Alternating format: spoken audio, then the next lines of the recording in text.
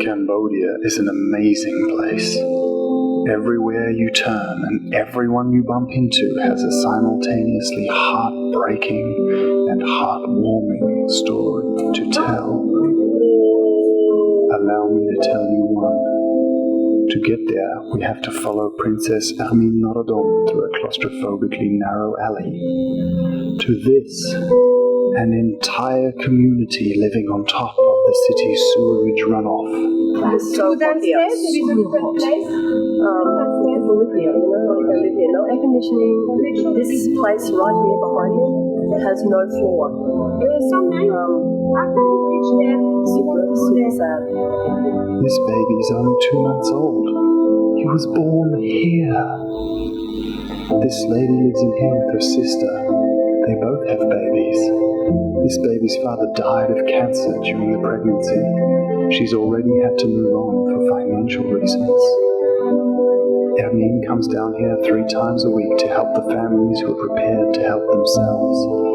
She gives selflessly, kindly, heart-wrenchingly. It's 9 a.m. on a Monday and the men are drunk. Surrounded by their starving children, they ask us for beer money. Most of the children Ermin works with will get out of the slum and make a life for themselves. Others will not.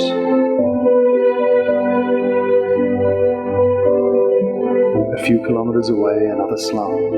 Mayra de Lima, a missionary from Brazil, introduces us to the family she cares for. This is the kitchen. Their house is built on top of a graveyard and cared for by a 64-year-old lady known only as Mama. All of the children in her care have terrifying pasts. The old lady has nothing. She is the epitome of dirt poor. Every day she scours the area looking for recycling that she sells for food money. One day while looking through garbage she heard a baby crying. He was tied inside a plastic bag, thrown out with the trash. The boy is now 4. Thousands of babies a year don't get so lucky. Over the river we meet another saint, Tony Gierarts, a Belgian man who came to Cambodia over 10 years ago and cannot bring himself to leave. He has built a beautiful home for 36 orphans rescued and adopted from the local neighborhood. Tony has dedicated his life to the children of Cambodia. Like Mayra and Ermin, the love and care emanating from him is palpable. You can feel it. It's moving. Like any father, Tony wants the best for his children. He was tired of them walking to school through garbage, so he single-handedly created the Cake Project. We want to set an example for other villages, and the whole objective, the whole aim is to clean 4 villages, to maintain those villages. We hired 50 sanitation workers.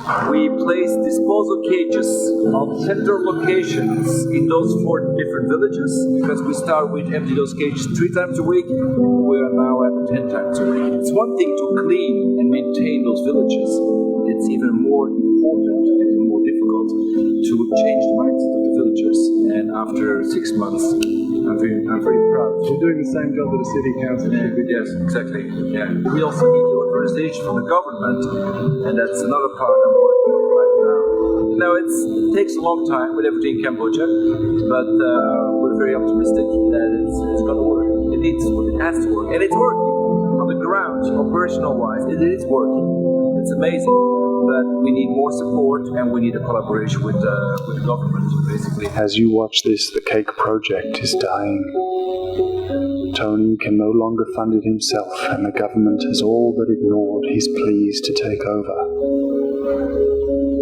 The help needed in this country is intimidating, never ending. Yet here are 4 people who have made a massive impact on an entire community.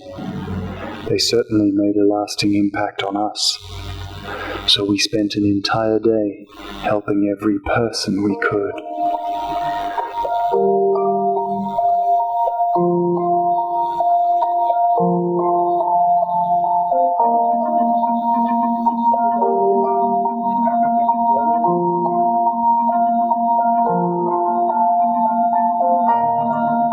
We finished the day by taking Tony's kids for some fun at Kid City and a 5-star pizza dinner on the 19th floor of our hotel.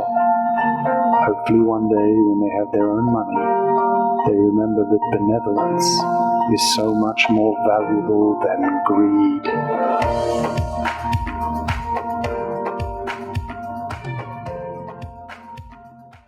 Please give our welcome to Sharny. She's awesome. Thank you. We have a whole heap of different episodes. They're not all sad. There's fun ones and there's amazing ones. So if you get a chance, we'd love you to watch our YouTube channel. It's called the Kiesers. And it's just, basically we started it as a legacy for our children. So one day when they've got grandchildren, they can look back and see what they did as children, because I know that I forget a lot of my childhood. So that's kind of how it started, and it went viral from there. And I guess families that look at maybe the possibility of travel can do that. So that's kind of where it all happened. And I'll tell you a story about that particular slums episode. We took our daughter with us. We didn't take all of our kids because, as you can see with the slums, it was on a dump, so it was really, really dangerous. So we took our daughter, and she's 6, and she insisted on coming. So we took her down there, and I asked her when we finished at the slums how she felt, and she just looked at me and Julius, that's my husband down here, and said, "Mummy, I don't understand why can't everybody just share their money so that everyone can live a happy life?" And from that moment, I thought, coming out of a 6-year-old to now, our children teach us so much. They're so intuitive and so clever. I realised at that point, and we realised at that point, us travelling the world with our kids is the right decision. Like, it really is creating stuff going on in their own heads that was pretty special. So I just wanted to share that one particular moment we had with our daughter when so many people were like, "Oh my God, I can't believe you would even take your children into that," or anything like that. We kind of just went with what we felt was right. And they learn from it. I mean, they learn and they see and they know so much. So thank you for the few people that turned up today. I'm very grateful. So this talk was about no excuses, and that's sort of how I've chosen, or we've chosen to live our life. And how I got to that point is, as I was having lots of babies, because I kind of was pregnant breastfeeding, and pregnant for a very long time, I thought to myself, I just kind of came up with excuses. I was 30 kilos overweight, and everything was an excuse. Because you can just come up with excuses so easily, and a lot of the time we don't even realise what we're doing. It's just like, it just rolls off the tongue. And I thought at one point, imagine if I get to the end of my life and I'm 30, no, not 30, my kids are grown up and I'm like 90, however long I live, I hope I live to 90, that'd be pretty amazing. And I look back, what are excuses? Excuses are just a regret.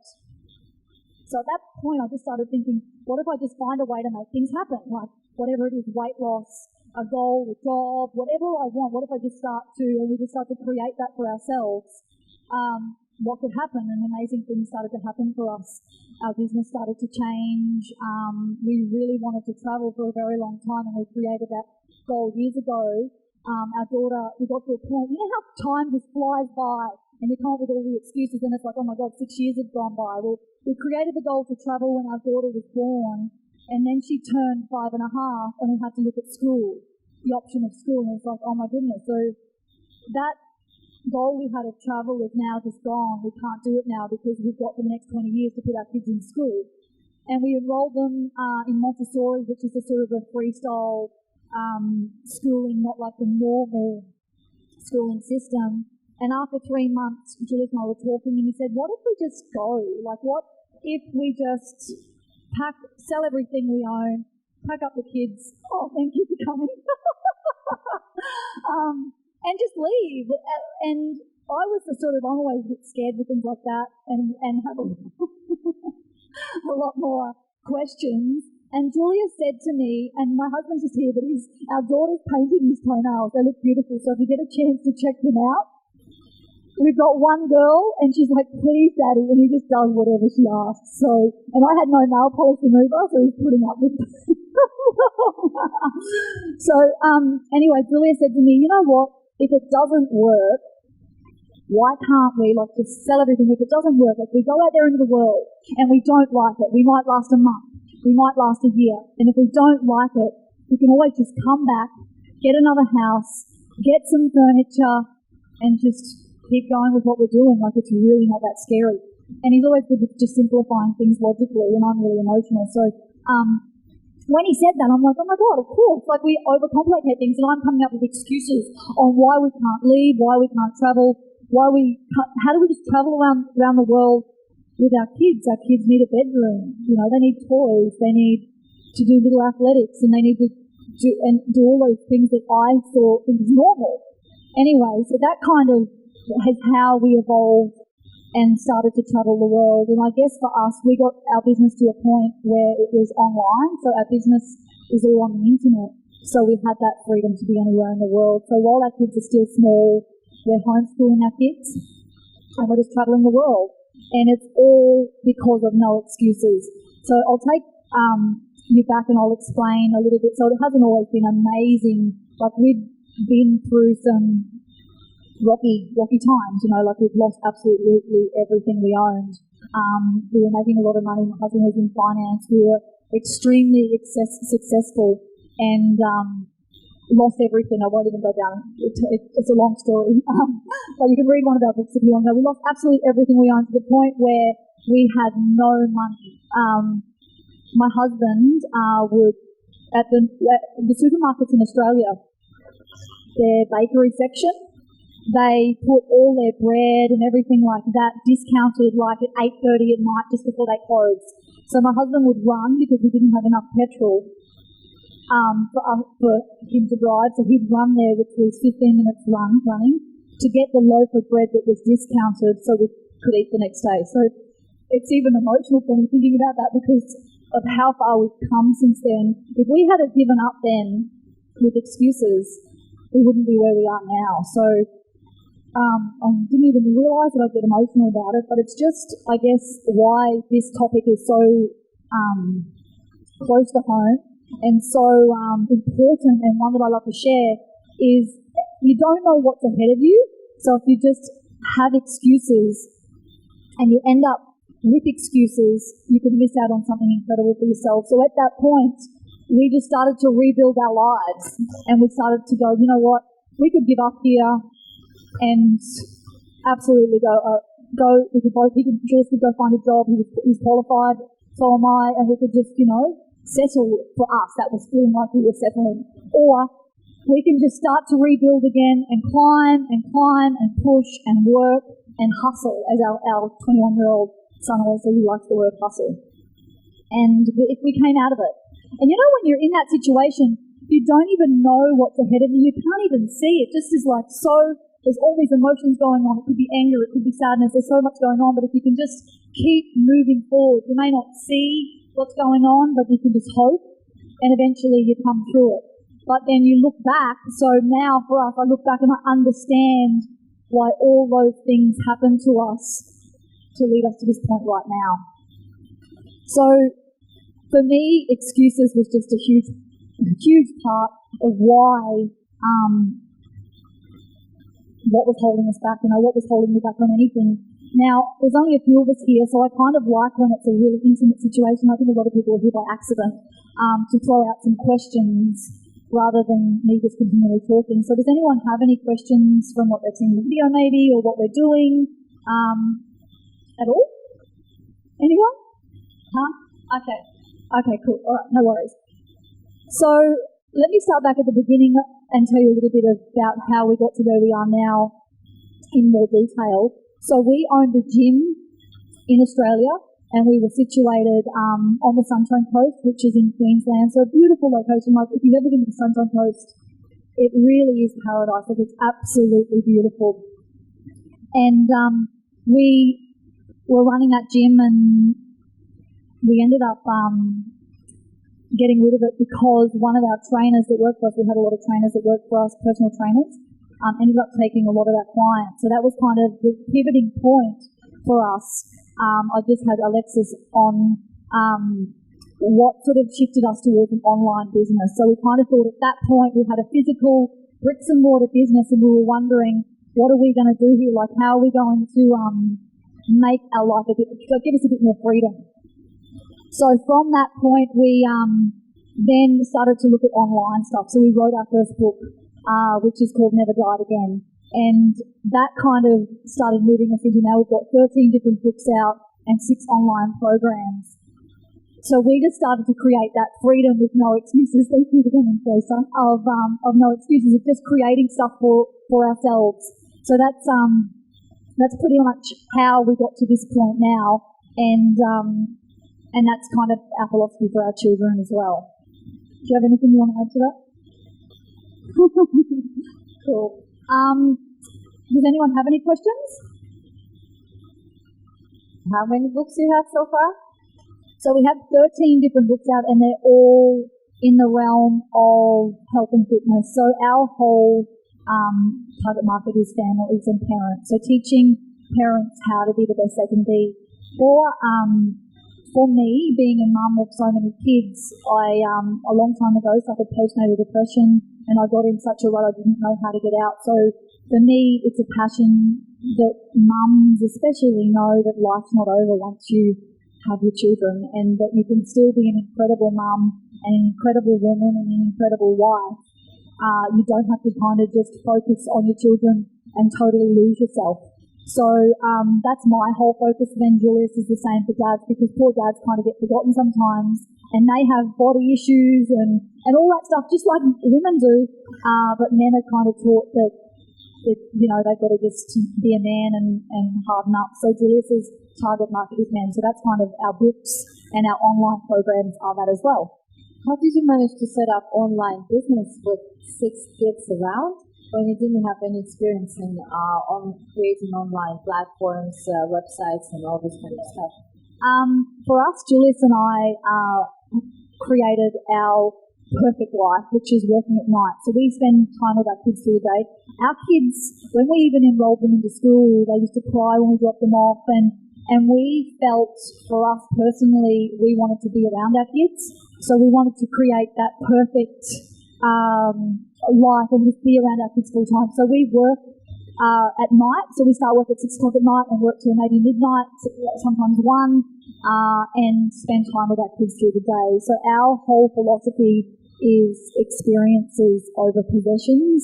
We get so caught up every day in having a life of things. You just accumulate things, and I was so bad for having more shoes, having more clothes, and just better lounge chair, better car. Before we sold absolutely everything, we were about to buy our dream home, like a huge home that we were going to raise our 6 kids in, that they could, bring friends of. It was ginormous. It was just literally our beautiful dream home. And it was at that point we thought we had that. Oh, hello. We had that realisation that possessions aren't everything. I think a lot of the time we buy more things to make ourselves feel better. But experience is what builds memories. So that's how we choose to raise our children, is building memories and experiences rather than them having more toys. Because our kids got to the point where they had every single toy that, when you've got 6 kids, you've got to buy every one of them a toy, and it's birthdays, and it's Christmas, and it's everything. So, it really was, they weren't any happier because of the amount of toys that they had. So we literally they gave them all away. We gave them to charity and we left. And it didn't matter how many toys you give your kids or how many things, you just want more and more and more. So there was never an end to it for us. So that's kind of what got us to the point of just selling everything and telling the world. So far, we ended up in Bali first with our older son, because he couldn't come with us full time. So one of the excuses I had when we first thought about travelling was, what about our son Josh? He's 20, I can't just leave him back in Australia while we go off and travel the world, and he didn't want to come with us. And we practically, I'm working on not being an over-controlling mother, because he's now 21 and he's an adult, but just didn't want to leave him behind. And he said, Mum and Dad, you guys go, I don't need you in my pocket anymore, I've got my own career now, and I can always FaceTime you, or I can just come and visit you. So he stayed there, and we spent 2 months together here in Bali, and it was over the Christmas period. So instead of giving our kids Christmas presents when we were here, there was an orphanage that is just near Ubud, and we did an episode on this. And our kids decided, instead of Christmas presents, they wrote a letter to Santa asking if Santa could please give their toys to kids that don't get toys and kids that don't have a mummy and a daddy. And they loved it. They were so excited. They got all their toys, and we delivered toys and food and things like that to children of about 40 kids that just don't get things. And it was the most memorable experience. And they were more excited about that, giving their toys to other children, than getting Santa and getting presents themselves. So it was such a huge learning for us as parents that you get, just because of what you've learned in the past with your childhood doesn't mean you need to do that with your children. And I'm used to big Christmases and, presents and getting things for birthdays, but it doesn't need to be like that for our kids. So that was just a huge thing for us. So after being here for 2 months with our children, Josh went back to Australia to keep focusing on his acting career, and we continued on, and we went to Singapore, KL, and through Thailand, and then ended up in Cambodia by accident. Now, this incredible place here, whether you live here or holiday here, this cafe has opened up so many opportunities for us by accident. We've met some incredible people just through them coming and went, oh my God, those are like all your children. And we ended up with the opportunity to head to Cambodia. And that was just to help out in an orphanage there. Through Dee, got us connected with a guy, Michael, that kind of needed a bit of help with a few things there. We were headed to the Philippines, and we ended up over there instead. So just opportunities. If you live a life, and I've said this already, but I want to repeat it, if you live a life of no excuses and you just work out a way to make something happen, there's always a way, always a way. Michael connected you to the Princess of Cambodia, right? So how was that, and why do you think this is important, and did it make an impact on your trip and on your life at that point? And what was she doing, and what you were doing with her, with the royal family? Great question. We were actually never ever going to go to Cambodia because we were told, as you do, you get told things by people that it was dangerous, and we were always told that certain areas, stay away from this country because it's dangerous, and we just ended up there anyway. And I'm so grateful that we did, because Cambodia is not dangerous at all. It's the most beautiful place that has had a horrible past, and it's just incredible. So we met the Princess of Cambodia, and just so you guys, if you don't know about Cambodia, a little bit of background on it. The royal family aren't wealthy in Cambodia. So you've got the government, and then you've got the royal family. And the royal family, other than the king lives in the palace, and he's got a very, very structured routine. So, for example, any of the princes or anything like that, they can't just go, hey, uncle, can I come over for a coffee? You've got to have an appointment. It's all structured. So the king's day is fully structured. And he's basically pretty much, as far as we can understand, the government he's got his structure of what he's got to do. He's got to meditate and do all these sort of things. So the princes and the princesses of Cambodia live in normal homes and just live normally like we do. And the government, I guess, is more the people within the government have the money. So that was very humbling for us. And our daughter is so funny. When she knew we were going to meet the Princess of Cambodia, and she saw her, she was like, what? How come she's not wearing a dress? And she saw Elmine, and she's just dressed plain. And I said, it's because she's in disguise. And she's trying to help people, and she doesn't want people to know she's a princess. And she's like, oh, I get it. So, just beautiful, the imagination of a child. So, for us, we had a huge learning in Cambodia, because the royal family give more to the community than anybody else. They give everything, like all the money.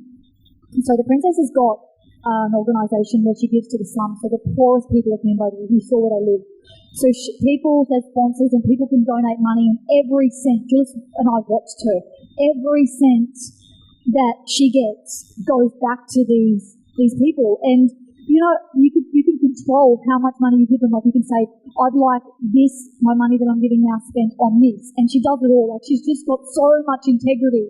And we learned so much just through watching the way she does things. And just like her whole entire life is giving back to the people of Cambodia. Like, she has made such a huge difference of getting these people that live in the slums out into a normal home, a normal job. She gets the kids to school. and they get pocket money if they get good grades. So this is all money through sponsors, and a lot of the time she gives her money as well. So for us, being around the royal family, and we also were fortunate enough that one of the princes of Cambodia, there's a couple of them, gave us a private tour of the palace. It's really hard to explain that to kids, and they're still learning it, because Alexis, as I said to you at the beginning, our daughter just didn't understand why there's people with lots and lots of money and people with no money, and why everyone can't just share their money. And logically, that makes so much sense to me, doesn't it? Like, just everyone share their money, everyone will have an amazing life. So a child thinks about things so simply. So I guess in answer to your question, they don't understand. Our kids just truly don't understand why there's a difference there. And I mean, do we? Like, yeah, people work and there's a lot more money, and there's a lot of people out there that have a lot of money that are generous and donate. But I guess that's a question that if someone knew the answer to, then maybe we wouldn't be in this situation anymore. I know that we donated a lot. And as for the no eating thing, in Cambodia you get around in tuk-tuks, which is like a little carriage with a scooter on the front or a motorbike on the front. And we were on our way home to our hotel, and we stopped at some lights, and our kids were eating their lunch in the tuk-tuk on the way home. They were starving, and I just got them, and they were eating it in the car. And about 5 Cambodian Khmer children came up to the tuk-tuk going like this, like just explaining they're starving. And our kids were looking at them, looking at us, like starving themselves. Literally, we watched them hand over their food to these children. And we drove off because we were at a set of lights, so we kept moving. And I said, hey, why did you guys do that? Because I'm always curious to know what goes on in a child's mind. And they said, oh, Mummy, they're starving, and I know that we can eat when we get home. I just would rather them have some food now and we can wait for later. I don't know if that is blowing your mind, me telling you that, but for us in that moment when Julius and I experienced that, I just think it's beautiful. So yeah, that was an incredible story, like a story in the moment. And one other thing, our kids just constantly, while we were in there and while we're here in Bali, want to give rice and give things away, give our money away.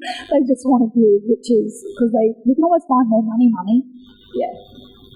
Do you ever feel like coming home instead of changing hotels and countries? I was actually just talking to you guys about this earlier. We got back to Australia, so we went briefly back to Australia to see our son before he heads to LA to be a movie star. And we got there, we were there for 5 weeks, and Julius and I said to each other, we aren't ready to be here. You know when you have that feeling where it's home, but we know there's so much more out there for us and so much more we can do in the world at the moment that Australia can just sit there for now. And we travel around, but I just could think of nothing worse than buying a house and settling down somewhere right now. Does anyone else feel like that sometimes? Oh, we're just unsettled, and that's good. We're meant to be nomads right now, and we love it. How we work with our kids, and I know this is a common question we get asked, and maybe it's a question that you have, is how do we deal with our kids being unsettled, and it's constantly moving a week at a time generally. We've been here for a month in Bali because we love it. When our kids feel unsettled, and we've only been travelling 6 months, so we're definitely not gurus at it. We're seriously just learning as we go. We're learning the most efficient way to pack, unpack, how to declutter, because Julius would literally just take 2 sets of clothes, one in the wash, and that's what he'd love from me and the kids as well. So if our kids feel unsettled, and then you kind of get that as a parent, you can just feel if things are a bit off, we just stay longer in one place. So Airbnb, hotel, whatever it is. So I guess that's the fortunate thing. We don't have a 6-month schedule in advance. That's how we got the opportunity to go to Cambodia. If we had a 6-month schedule in advance, the whole opportunity that we got in Cambodia would have been missed because we would have been headed to the Philippines. So we just kind of go with the flow of our kids, which I'm very grateful for every day that we have the opportunity to be able to do that. Speaking about no excuses, you have your online business, right? And you have to set up a routine, so you manage your business. And I know that you're writing a new course right now. And yes, it's very hectic because you have some period of time when you have to work, and you also have to exercise, and you also have to spend some time with your kids and with your husband. So how do you establish your routine? So if I had excuses, it would be I just can't exercise. I'm fat because I can't exercise. I don't have time to do things. Like there'd be so many. This is what excuses I used to have. So I'm just remembering all the excuses I used to come up with, and the fact that with 5 small children, because yes, our oldest son is almost 21, but then we've got 5 children under the age of 6. So 6, 5, 4, 2, 1 are their ages at the moment. 1 girl, 4 little boys, and an older boy. If we had excuses, we'd never get anything done, but we just have a schedule. So fortunate enough in Bali, because we were here last time, we've met some incredible ladies that are nannies. So because we've got a couple more online programs, we've taken the opportunity to do a couple of day working schedules to get things done. But how our day works is our kids are up, but if we're lucky, they might sleep till 5:15. That's a sleep-in. On most days, it's 4:45. Sometimes 4:30. So we are up to them, and our day just starts. It's insane from when we start. If we've got a lot on, we'll tag team, and one of us will work or one of us has the kids, and we'll swap through the day, because Jules and I are both very involved in the business. One of the things when I was having the kids, and I kind of lost myself when I felt like I wasn't like reaching or going for my true potential when I was just a mum. I felt like there's more to life for me. So we created the perfect business where we could both be career orientated, we could both be parents full time, because Julius didn't want to be one of those dads that go to work every day and never see his kids, lucky to get home to put his kids to bed and give them a bath at night. He wanted to be a full-time dad as well as work. So we've created our perfect life. And guys, just so you know, we've worked hard as well to create our perfect life through living a life of no excuses, like always working out a way to just get it done. All right, I've only got 10 minutes, I'm going to do a workout. It wasn't the hour that I planned, but at least it's something. Like that's a way of getting around an excuse of I've run out of time, it's too late.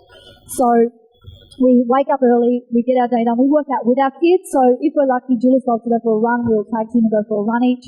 But most of the time, we do a 10-minute workout with our kids of squats, and there's so much you can do with kids. You can use them as weights, they're really handy. If you want to have low kids, they're super handy. So we'll work out with our kids, and then the day just kind of flies by us doing things and living a life of experiences. So we'll go on an adventure somewhere, or do something, or go to a charity, or we'll go do something with our kids, whether it be charity or giving back, going for a hike or a run, or we'll find something to do through the day. And then our kids have dinner and they eat through the day as well, obviously. They go to bed, and then we start work. Hopefully if they get into bed early or on time, 6 o'clock we start work, and we work till midnight. So we don't average about 4 or 5 hours sleep a night, and not a lot. You don't need a lot. If you're eating healthy and nourishing your body right, your body will keep going for you. And that's basically how our day is structured. Can I answer your question then? I can't believe that this is possible. It's just like a full-time job without no stop. Yeah. And do you feel like you're working, or this is like you feel like living more? We balance things. Like once a week we'll have a movie. Like we don't have babysitters other than Bali, which is awesome for that.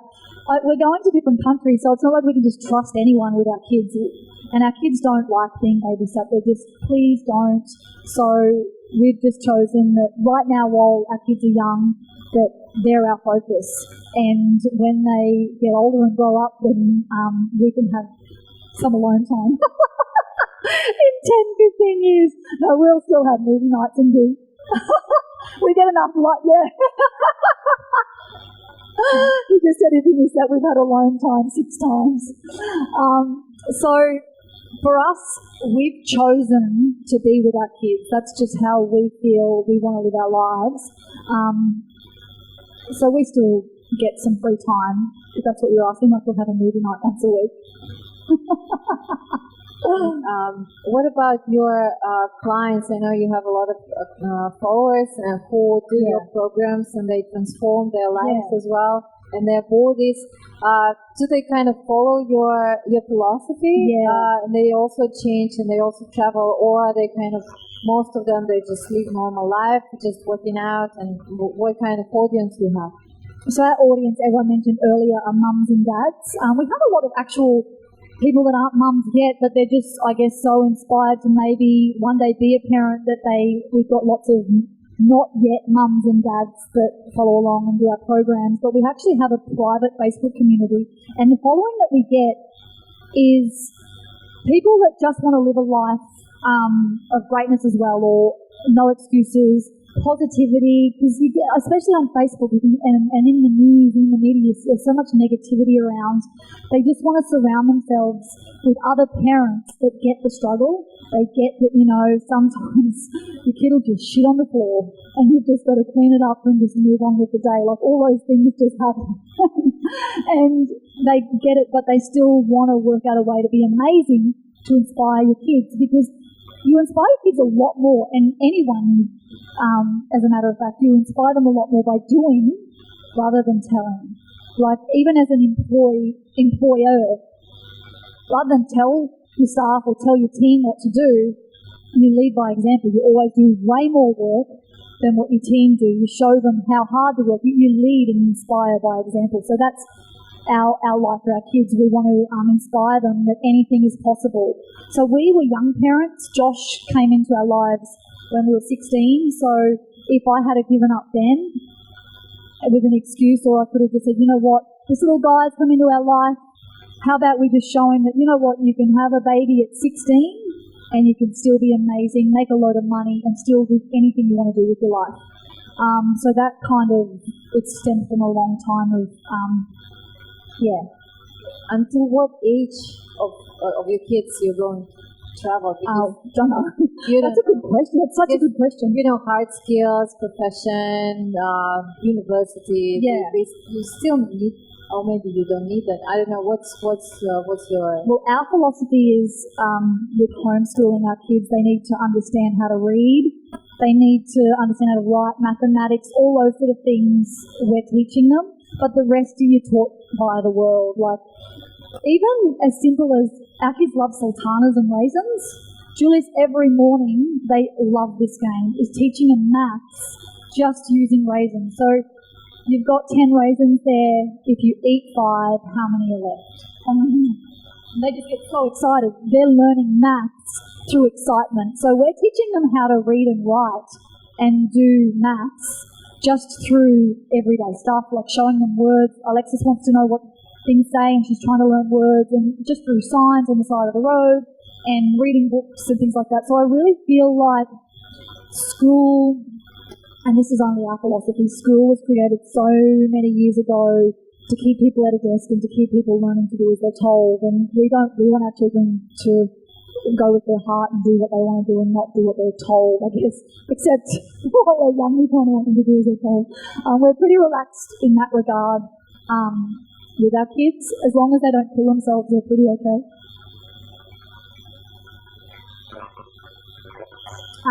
We do have to, you have to write them a letter and explain how you're going to educate, and they're fine as long as you stay in communication. They probably prefer that, to be honest, rather than you leave it up to them and then they give you a structure. And you have to speak to one person via a coordinator, via communication each week to tick things off the list. But our kids are still very young as well. Like, our kids are under the age of 6, so I don't think they're too stressed just yet. And we really don't know how long we're going to travel. We think maybe 10 years, maybe 20, maybe we'll never give up. Like, we guys just keep on traveling. Because, but at the moment, we'll just settle when we settle. And we'll know when the time's right, and that may be never. Do you give them smartphone or iPod? No. iPad? Our kids, they do have an iPad, because I tried travelling with heaps of educational books, and it's just, gosh, you get charged so much extra for excess luggage with books. So the iPad have got all these really amazing apps on them for reading and phonetics and maths, and they do have iPads for that. And on an aeroplane, you get on like Air Asia, and there's no TV, and with children on a flight for maybe 3 to 6 hours with no TV, you will have no friends left on the plane. Oh my gosh, when we flew here, they have the iPad for that. I've got a few movies that they can watch just to keep them quiet, because on our trip here, our 2 younger ones are 1 and 2. I think they did like maybe 4 or 5 tours each, to the point where I was lined up down the back waiting for the toilet, and 3 guys down the back were like blaming each other for farting, and they're like, "You did it. Oh, you did it." I'm like, "Actually, he did it." It was that 2-year-old. Anyway, it's crazy when we're on a plane. We pretty much leave with everyone hating us, but it's fun.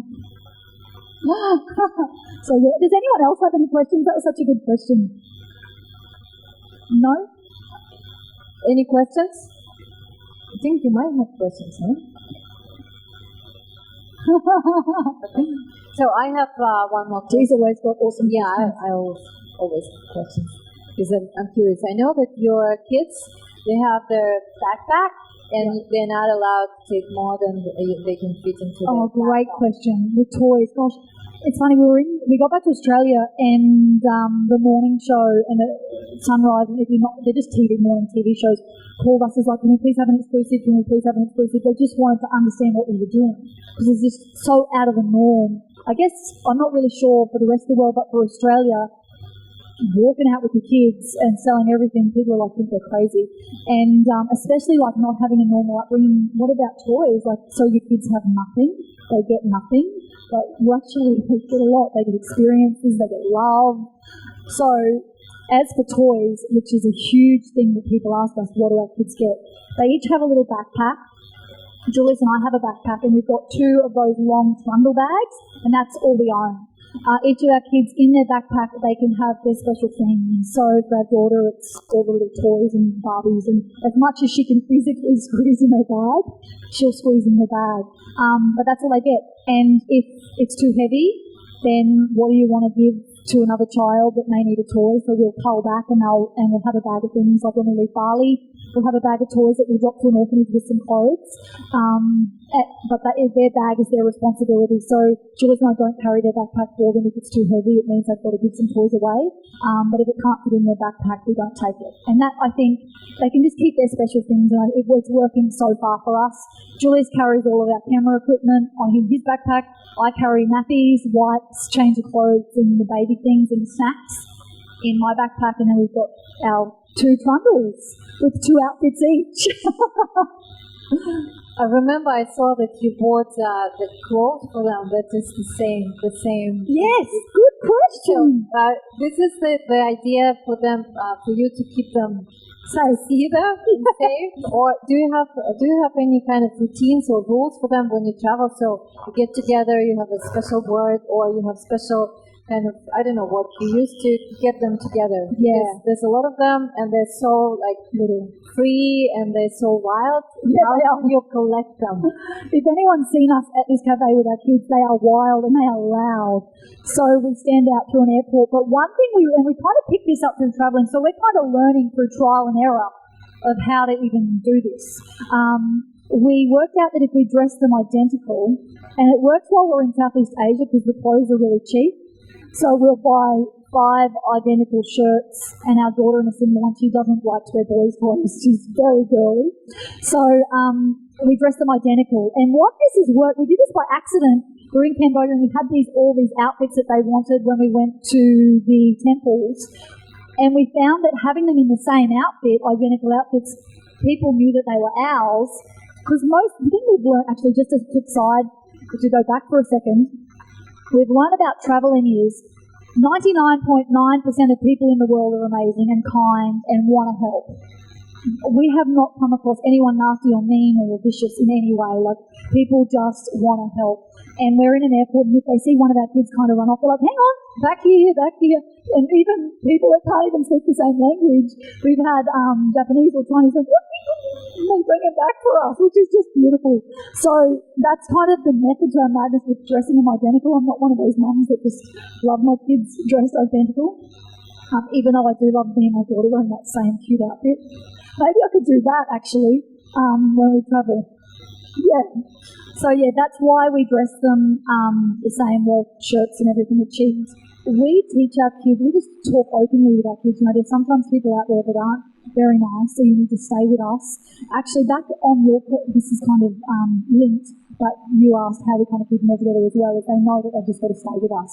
And I feel like when we're in a busy situation and we're about to head into China for 3 months, and I've heard it's really full on there, there's a lot of people, when they're in a situation, kids are quite intuitive, and if they feel like there's a lot around, they'll stick close. We've found that. Because our kids are extremely active and they'll literally just go in every single direction when we're in Australia. But when we travel, would you agree, they just kind of stick to us in a busy situation. Julius always has pockets, and Dante will put one hand in the pocket, and they just walk with their hands in Julius's pockets and stay close. And they'll hold each other's hand.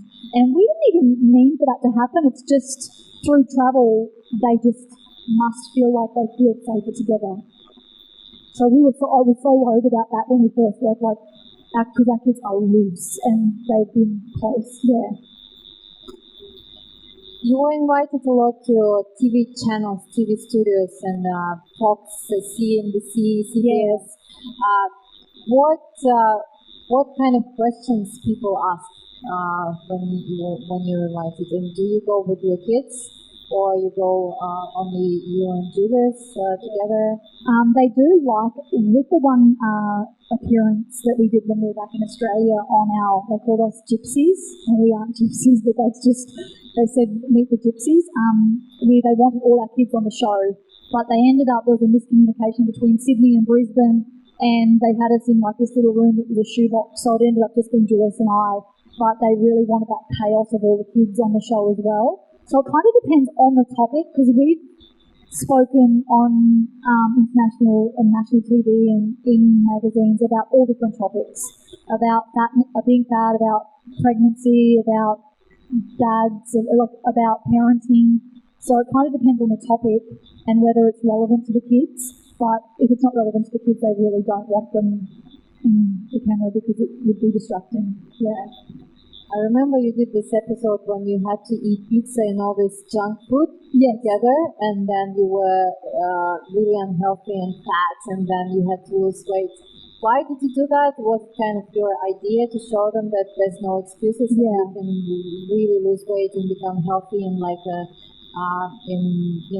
and drinks, and then or you were paid for that, or what was the idea behind that? Yeah, so we've got, as I said earlier, 6 online programs, but 2 of them are called Fit Mum and Fit Dad, and we've had those programs for a long time, but we've had a lot of people that are coming up with excuses on why they just can't be healthy, why they can't exercise, 1,000 excuses. So we thought, what if we gain the weight again, because we were obviously fit and everything, if we got fat and actually lost weight with them. So we spent 6 months getting fat, and people thought we were crazy, to only then lose the weight again with them. But what we did was we said any of our clients that have already done our programs, you don't need to buy it again, you can just come in and do it again with us.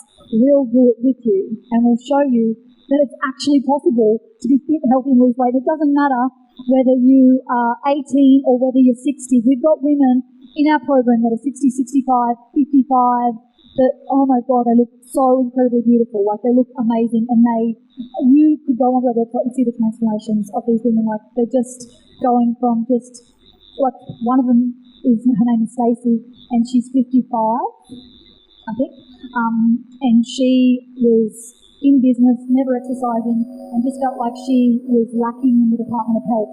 She was fat, she called herself fat. She's now in a bikini. Oh God, you wait to see it. She looks amazing for 55. So anyway, what was the question? The question was that this was your idea to show them, right? So yes, we just lost weight with them, and because I didn't even know how it even happened, it just went viral around the globe that these two idiots from Australia got fat to then lose weight again. Like, who does that? Are they like insane? Anyway, so really, I think the media love us because we are seriously crazy. How many kilos did you gain that time? Originally, when my Fit Mum program was created, I was 30 kilos overweight and I lost it all. But for this purpose, how much did you gain? Like, you lost 17 kilos in 8 weeks. So I don't know how much you lost, but you lost more than anticipated. Hey, I think you gained 15, but lost 17. And I gained 14 kilos and lost 14 kilos. And people are like, oh my God, it's because they put it on, it's so easy to lose. But that's not always the case. If you get fat, you've still got to do the hard work to lose it again, whether you've had the weight for 20 years or whether you've had the weight for 6 months. How did you feel when you gained so much weight? Your mental state? Yeah, not good. Not good. Like, we were arguing and we were tired, I was snapping at the kids and just felt, when I'm not in my, prime, like when I'm not looking after my body and looking after my health, I don't feel my best, and that's me personally. I like to have a nice body because it makes me feel good, and it's not about a vanity thing. It's just I function as a mum better, I function as a wife better, and I just feel like I'm giving more to humanity and to the community through looking after my body. And that's not everybody, that's just how I am, and I know Julia's is the same. Remember we talked about this woman from Australia that created this documentary? Yes. Right? So you kind of have different perspective on like your body and how you look and everything. So can you give us like kind of feedback on? Yeah. So the media have kind of thrown us off each other. There's another woman in Australia that is about body image and just loving yourself the way you are and just settling for the way you are. And I kind of get that concept, and I definitely 100% agree that you need to love yourself now, not 20 kilos lighter. You just need to start to find things you love about yourself now on the journey. And the reason that I feel that way is because I used to hate my body, and it really just is not healthy mentally, and especially for my daughter and my kids, for me to be in that state. So I believe that you need to love yourself now in your body, whatever the state or whatever your health is, but you don't just settle. You can still work towards the ultimate health. And we kind of have the same philosophy, I guess. It's just she is like, just be happy with who you are now and love yourself now, and doesn't have, but you've still got to kind of work towards what you want. Because for me, I'm like, yeah, I can love myself now, but how long is that going to continue before I look at myself again and really fake that you still need to love yourself now and work towards what you want for your body. And the moment I realised that you can just love yourself now. You might have a cute nose, or you might like your boobs, or you might like your bum. There might be just something you love about yourself. And if you can just focus on that now, when I realised that, when I started to love myself for who I was now and focus on the positive, the craziest thing happened. And that was that I got my bikini body and I looked amazing the way I'd always wanted to in a bikini. And because I had a baby at 16, I'd never worn a bikini before because of stretch marks, because of so much that had gone on with my body. I didn't feel like my body was ever good enough. And stretch marks is something that you can never get rid of. And it took me a very long time to realise, you know what, stretch marks are who I am. It tells a story, and they're still beautiful, and you can still have the perfect body, stretch marks or not.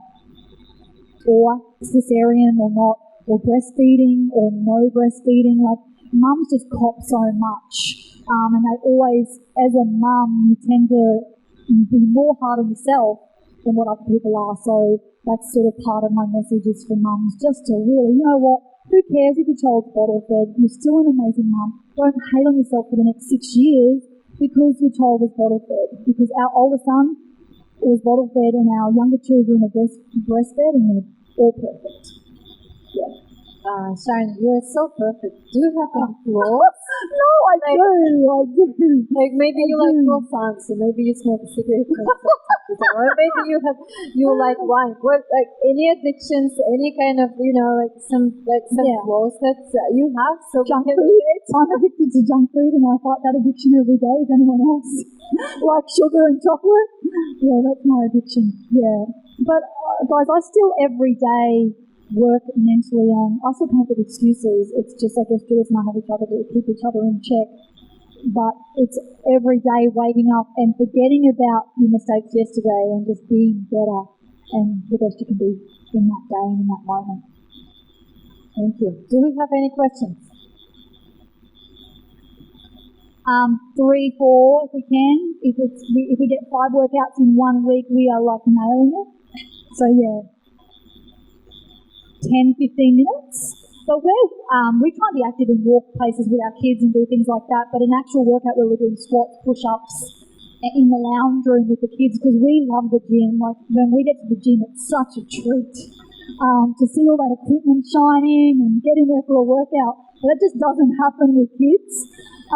So we just settle for what, if I had an excuse I couldn't get to the gym, we do it in the lounge room. Like, Julius will do some squats, put the kids on the shoulders, and we just get it done. Because trying to do it without the kids, by the time I wait to bedtime or after they go to sleep and it's work time, I'm like, oh my God, I've just got way too much work to do, and push to the side. But we do try and do something physical every day.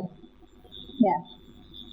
Cool. Thank you so much for listening. Thank you for the cute little group that came and just listened to my story. I'm super grateful. Thank you.